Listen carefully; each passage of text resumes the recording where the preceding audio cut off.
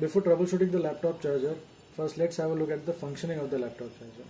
It is made up of first two components, that is, this is the power cord which provides 230 volt AC supply from your home socket to the adapter.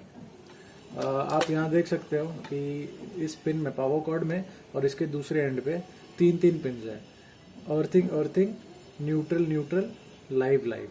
तो यहाँ पर भी अगर check करने पे 230 volt AC आपको मिलेगा. That means that this power cord is working fine.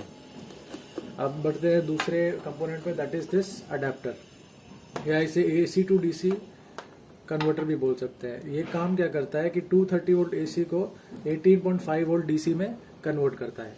जैसे आप यहाँ देख सकते हो, यहाँ लिखा हुआ है input 240 volts and output is 18.5 volts.